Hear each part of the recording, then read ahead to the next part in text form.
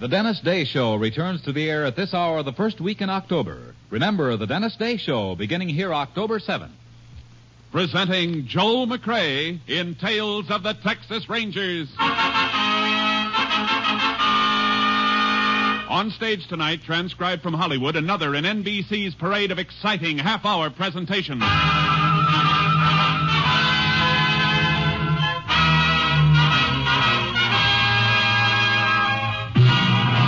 Tales of the Texas Rangers, starring Joel McCrae as Ranger Pearson.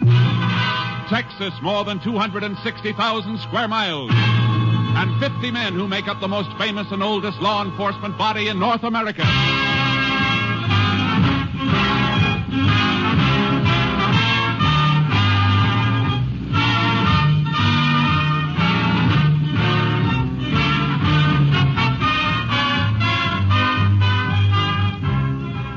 From the files of the Texas Rangers come these stories based on fact. Only names, dates, and places are fictitious for obvious reasons. The events themselves are a matter of record.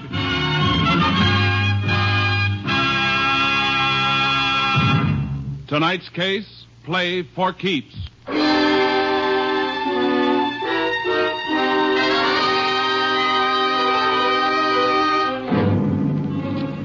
5 minutes past midnight on December 12th, several years ago, Sheriff Bob Smithers of Bradshaw County, Texas, staged a raid on a gambling establishment located on a country road. But there were no patrons in the house, and the sheriff's face grew dark red as he and the local constable failed to find any evidence. There's nothing in the upstairs room either, Sheriff. You're sure of that, huh, Jim? Not even a deck of cards. See, Sheriff, like I told you, I quit the racket. Yet this is the fourth time this year you rousted me out of bed. I know you're operating, Walton, and I'm going to get you for it. You're not going to milk the citizens of this county, not while I'm sheriff. Look, Sheriff, this happens to be my house. Warrant or no warrant, you finished your business here. How about getting out? I guess we might as well go, Sheriff. No, Jim. We're going to stay a minute. I want to talk to Walton, and you. About what? I was sure of this raid tonight, Jim. Dead sure. Just like I've been sure the last 3 times, because only you and me ever knew about them. I didn't tell nobody but you, Jim. You, the constable. Sounds like he's accusing you of tipping me off, Dunn. I know he tipped you, Walton. You better watch what you're saying, Bob. All that talk about law and order and wanting to uphold him. Let me see your wallet, Jim. Take it out and let me see it. Now, wait a minute, Sheriff. You shut up.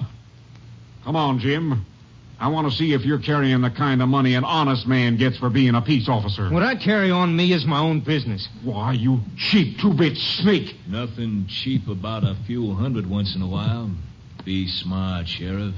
Get a few for yourself. Why don't you listen to him, Sheriff? He's talking sense. Come on, both of you. I'm taking you in. You can't make anything stick. Maybe not. But I'm going to make this county too hot for both of you. I'm going to run you out of it. Keep your hands off me, Sheriff. You're under arrest. Grab him, Walton. I got it. Now, just hold him, fool, while I get his gun. I got it. There. Now. Done you killed him. No, you killed him. You grabbed his gun and killed him. He was after you, Walton.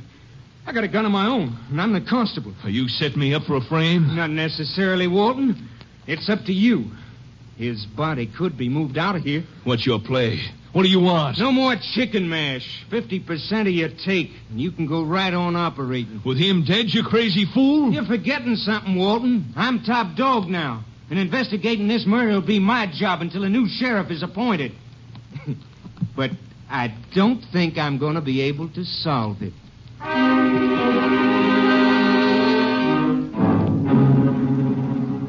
The body of Sheriff Smithers was found the next morning, dumped in a ditch by the side of an old wagon road.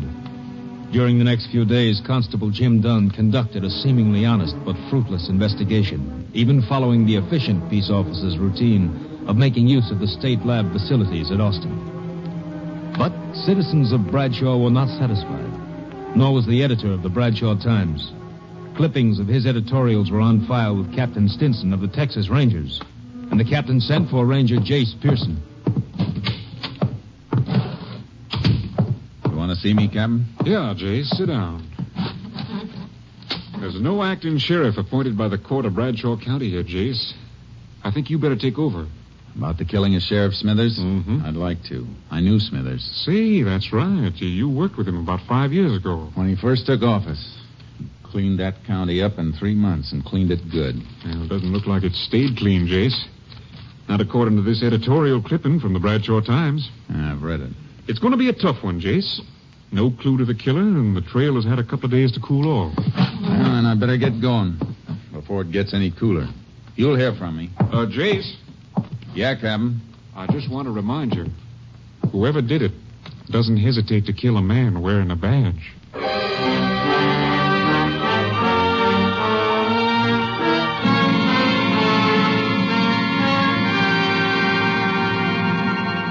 I reached Bradshaw in the early morning. The town was waking up, and the Bradshaw Times was turning out its bi-weekly edition. I went in to see the editor, Frank Carlin. So you read my editorials, huh? Well, I'm glad to know somebody's reading. Yeah, you got readers, all right. People been clipping them out and mailing them into our headquarters. Yeah, I guess there's always a handful of people to hold out. Wonder what the world would do without them. Everybody was so burned the day of the killing. And then in 48 hours, they want to forget it. Yeah, it's always that way. How about the constable, Jim Dunn? Oh, he's all right, I guess. But he's only been constable for a year. He just doesn't have the experience. It'll take the court a couple more days to decide on a new sheriff. I better knock out a story on you Rangers coming in. Might wake the people up again. I'd rather you didn't, Mr. Carlin. I'll be around, and they'll know soon enough. Oh, see what you mean. Want me to lay off the editorials for a while? If you don't mind. You know, the sheriff and I are on different sides of the fence politically, but he was an honest man, and I liked him. I got a headline back there all set and gathering dust. It says, Sheriff's Killer Caught. Ranger, give me a chance to use it.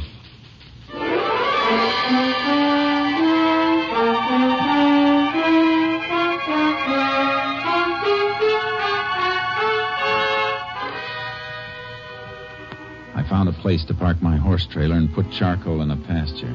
Then I headed for the constable's office and met Constable Jim Dunn. There are all the reports in my investigations, Ranger. If you think I haven't done a good job, maybe those will change your mind. I even checked ballistics with the Austin lab. My being here isn't a criticism of you, Mr. Dunn. I'm here because I was sent until a new sheriff is appointed and to give you help. I've done everything possible.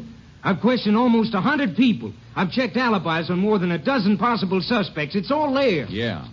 Everything's here. Everything except the murderer. And that's the only thing I'm interested in seeing, Mr. Dunn.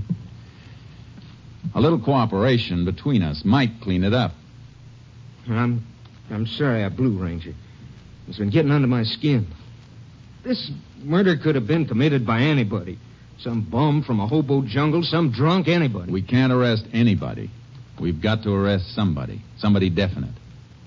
Now, exactly where was the body found? Old wagon road bypasses town about 2 miles north. Is it fit for a car? Yeah, but you got to go roundabout to get to it. Almost 11 miles. You won't find nothing there, though. I'd like to take a look anyhow. Can't we cut cross-country on horses? Yeah, shorter if you want it. I want to. My horse is in a pasture. I'll meet you at the edge of town in 5 minutes.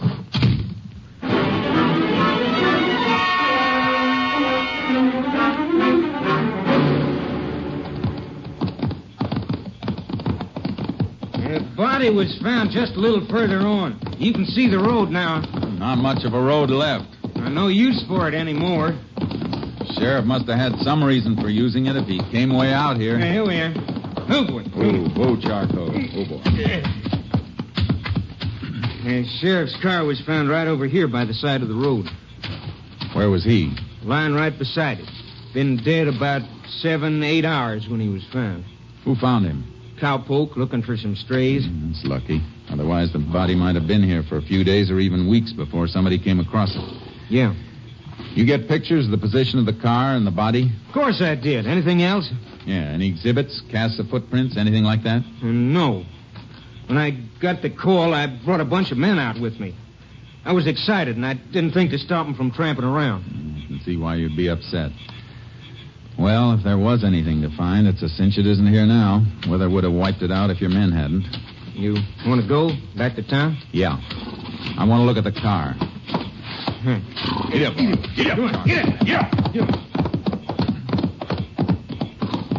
How about the exhibits from the sheriff's body? I sent the bullets and the gun in. Your lab checked it.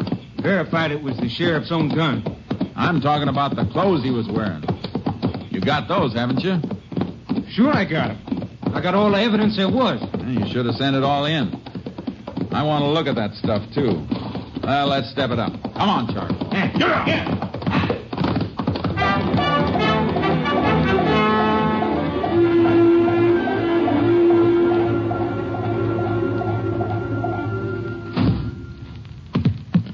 There's everything, all tagged. Everything the sheriff was wearing when he was killed. I see. Is this the shirt he was wearing? You see the blood and bullet holes, don't you? Yeah. How come your lab didn't find any prints on the gun when I sent it in? It didn't even have the sheriff's own prints. It was wiped clean. Well, this is kind of odd. What? Well, the sheriff was shot twice, and they dug one slug out of him. The other one passed clean through. Yeah, according to the coroner's report, one slug hit his collarbone. That stopped it. Yeah, that's what I mean. The course of the bullets. Both shots fired into the left side, just above the kidney. But the one that came through came out the right side of his shirt collar here, right through his neck. What about it? It's a funny course for a bullet to take, unless the man who fired the gun was lying down and fired up at the sheriff. Yeah, that's what I figured, too. They must have had a fight for the gun. He got it, but the sheriff knocked him down and... No, that isn't the way it happened. How do you know? Because the sheriff wouldn't half turn his back on a man who'd just taken his gun. Besides, these powder burns show the gun was being held right against the shirt when it was fired. What do you think happened then? The sheriff must have been in some position where he was bent over forward, which he wouldn't be unless somebody was holding him in that position. Here, stand in front of me for a minute. Now, your back toward me. What are you going to do? Slip one hand under your arms and then up behind your head in a half Nelson and twist your other arm behind you in an arm lock. Then bend you over forward like this. The sheriff was held like I'm holding you now. The bullets were pumped into him. See what I mean? That's just a guess. It's a guess I'm going to back up. And if the sheriff was held in a half Nelson and an arm lock, it tells us something else.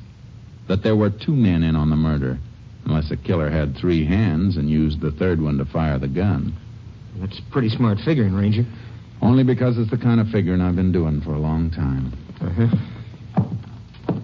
These the photos that were taken at the scene? Yeah, the sheriff's body and the car. The car, the body moved any before these were taken? Nope. Car was right there, with the sheriff flat on his face beside it. And less than 2 feet away from it. His right side toward the car. Yeah. The bullet that passed through the sheriff came out on his right side. That means it should have hit the car. But there's no mark. I don't see that helps us any. It helps plenty, Dunn. It tells us the sheriff wasn't killed out there. He was killed someplace else and brought out there.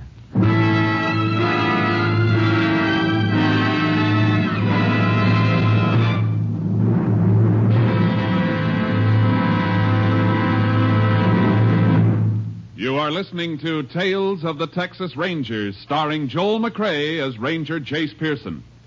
Now we continue with tonight's case, Play for Keeps, an authentic story from the files of the Texas Rangers.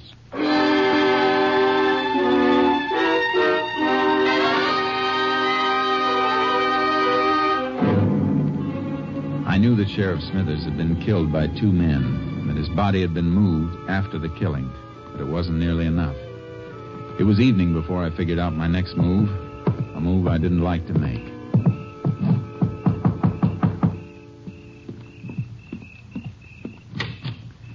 Evening, ma'am. Remember me? Why, it's Jace Pearson, isn't it? Yes, ma'am. Been a long time, Mrs. Smithers. Oh, come in, Jace. Come in. I suppose you know about Bob. Yes, ma'am. And that's why I'm down here. I came by to pay my respects. Funny thing. First time Bob brought you through that door, I never reckoned you might be back someday, looking for a man who killed him. I wish it could have been for another reason, ma'am. But Bob kept things working so well here, there seldom was any reason for a ranger to come visiting in Bradshaw County. I know how you fellas keep working along. Can I offer you a bite to eat? Please, Jace.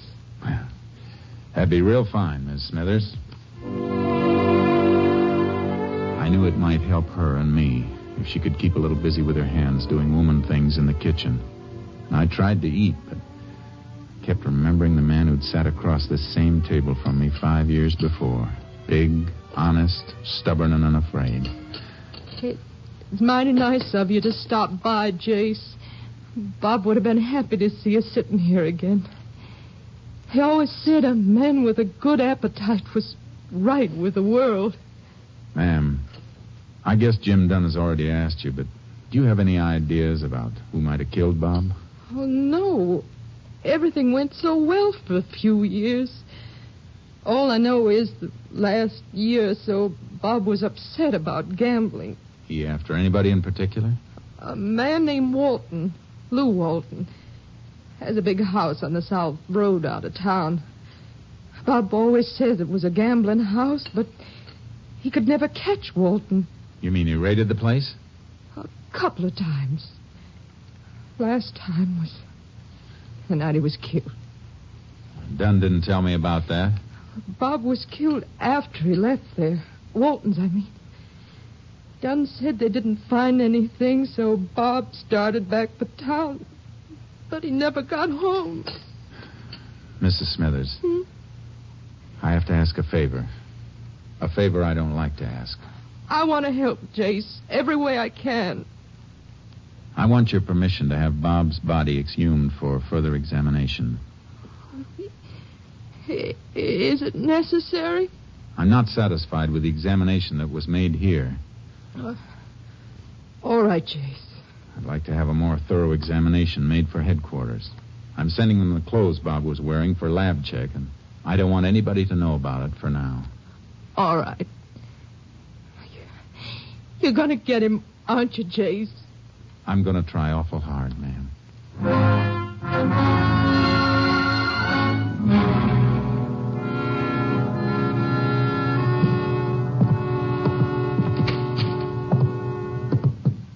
Well, howdy, Ranger. I've been waiting for you. Thought maybe you might have turned in for the night. I'm going to in a few minutes. I just came back to pick up the clothing exhibits. Well, I locked them away again. I'll dig them out. I want to send them on to Camp Mabry for lab tests. Well, all right. I'll give you a receipt for them. Okay. Don, Yeah? in those reports of yours, I didn't see any mention of a man named Lou Walton. Why should there be? I understand that Walton's a gambler and that you helped Smithers raid his place the night Smithers was killed. I hear the exhibits. You're thinking way out of line on Walton. His alibi's airtight. According to who? According to me, I was with him all night after Smithers left the place. You didn't come back to town with the sheriff? No, I stayed at Walton's. Why? Because the sheriff asked me to stay there. We didn't find anything, but the sheriff figured if I hung around, somebody might show up or call up looking for a game. And I'd be able to get him some evidence then. Anything else you want to know? No. I guess that lets Walton out. I'll take these things. Sure, go ahead. See you tomorrow, Don.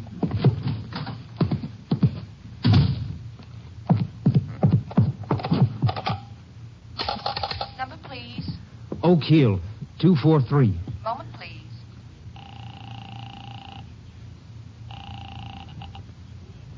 Hello? Walton, done. Now get those people out and shut down. Why? What's wrong? That ranger's too smart. I tried to make things look good for myself, and, well, I guess I made him look too good. Well, how much does he know? All he's going to know. You just close down and stand pat until he wears himself out.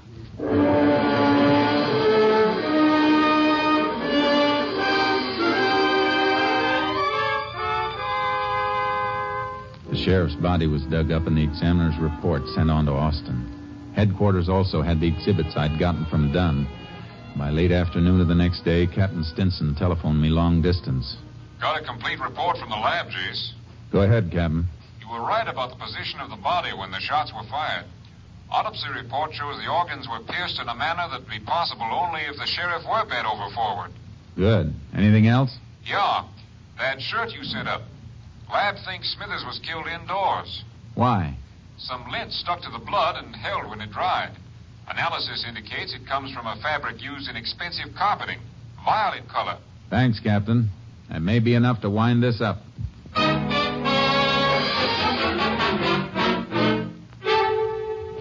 Then you're convinced that Walton was running a gambling joint, Mr. Carlin. Was and is.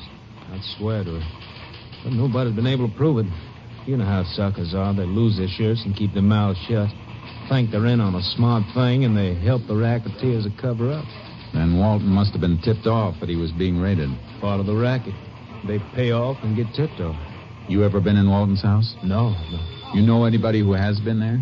Well, it's no secret the newspaper man Gamble moans good for him. My linotype man plays horses, I know.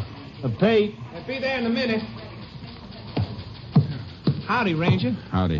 Pete, you ever been in Lou Walton's place?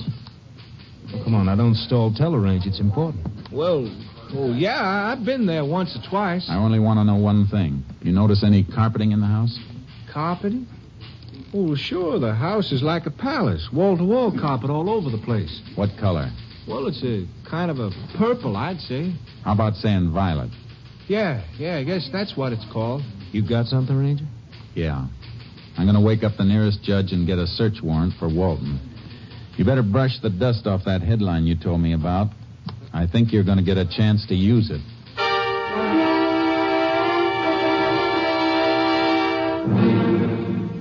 I was wondering when you get around to me, Ranger. Seems like everybody who wears a badge just loves to poke his nose into my life. I wouldn't worry about your nose, Walton. If you want to be smart, watch out for your mouth. I didn't mean anything, Ranger. Just that a man ought to have a little privacy. And you love the death cells at Huntsville. They're real private. Well, I always cooperated. The constable, Jim Dunn, he'll tell you that. I'll bet he would. Nice carpeting you got here. I like the color. Yeah, let me get you a drink or something, Ranger. All good stuff. I don't have anything but the best. You know the old saying, the best is none too good. Walton, there's been a strong cleaning fluid used on a piece of this rug.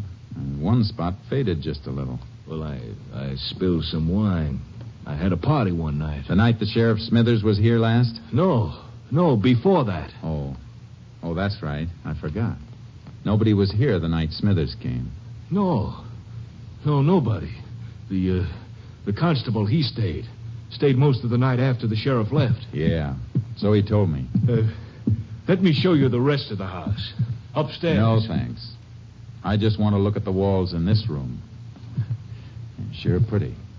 You know, at Huntsville, they don't have pretty walls like these. Just cold concrete and steel bars. What do you keep talking about Huntsville? I'll tell you as soon as I stand up on this chair and rip off this new piece of wallpaper. Don't. You have no right to. Just looking for this small bullet hole, papered over. Of course, you know that one bullet went right through the sheriff. The hole was repapered because a heavy picture fell. The nail made the hole. .38 caliber nail? I'm going to have this rug ripped up and sent to my lab, Walton. No cleaning fluid made will wipe out all of a blood trace. Even a drop is enough to hang you. I didn't do it, I tell you. Dunn shot him. Huh? It was Dunn. Dunn shot him. Hold your wrists out. You'll never get those on me.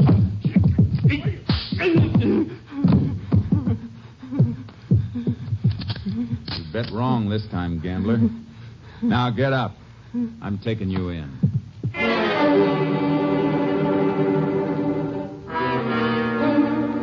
I took him through town to the county jail. Then I walked over to the constable's office, but Dunn wasn't there. I had to find him quick before he knew I had Walt. I headed back for the jail, and as I turned into the street, I saw something move in the shadows. There was another car, not far from mine, the constable's car, and Dunn was getting into it. Dunn, wait a minute! Hold it! Get out of the way, people! Get back, please!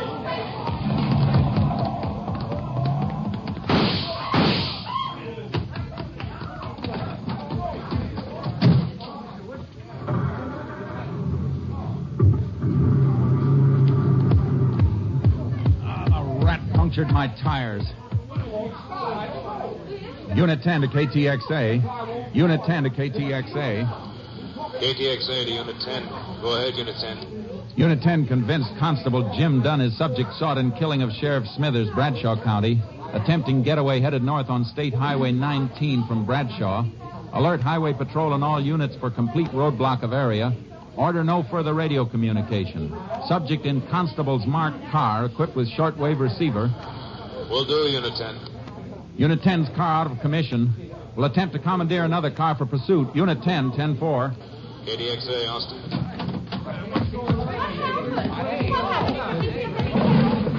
Step out of the way, please. Step back, please. Step back. Come on, Charcoal. Let's hope Dunn heard that call. Come on, get up. Get up! Get up, Charcoal! Come on! Get up!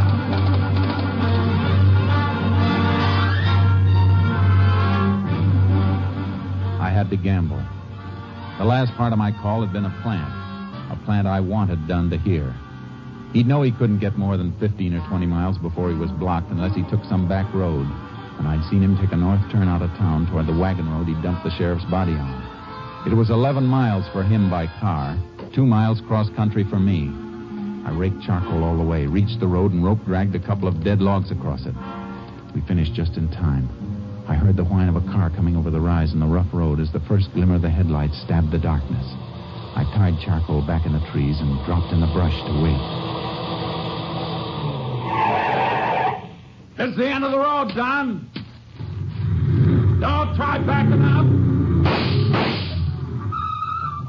Now you haven't got any tires. I'm giving you a chance to surrender, Don. You keep your chances, Ranger. You missed, Don. Now I'm coming around the car to get you. You want to shoot it out? Let's go. No.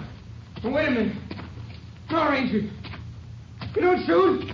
Don't shoot. I'll drop my gun. See? I ain't armed. Come here. I ain't armed. Neither was Smithers when you lifted his gun and killed him with it. Good thing for Texas all constables aren't like you. Come on. Walton's waiting for you at the jail.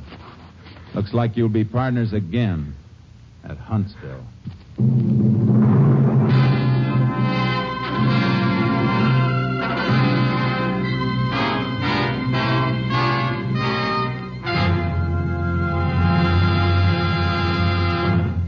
The following week, the headlines of the Bradshaw Times read, Sheriff Killers Caught. Though Jim Dunn protested his innocence, Lou Walton's confession and evidence submitted by the Rangers convinced the court of Dunn's guilt. Both were sentenced to life imprisonment at Huntsville.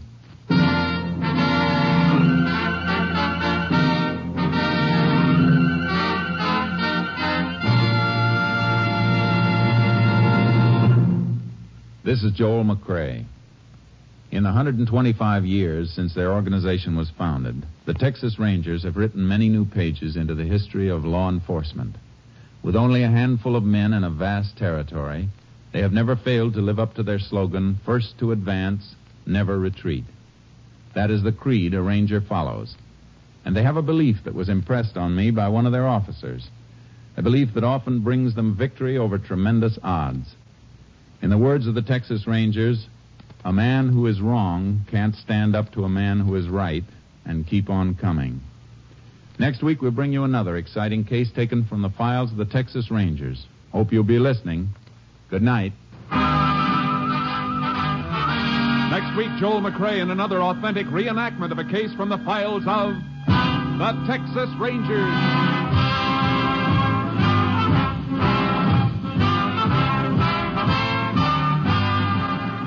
Joel McCrae is currently seen starring in the MGM production Stars in My Crown.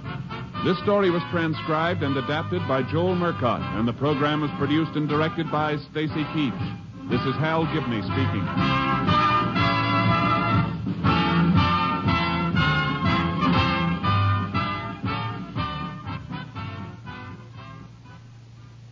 Three chimes mean good times on NBC. In just 5 weeks, Dennis Day and Judy Canova bring back their two delightful programs in an hour of fun for all on Saturday nights. This weekend, 400 Americans have a holiday date with death. Stay off the list. Be careful. This is NBC, the National Broadcasting Company.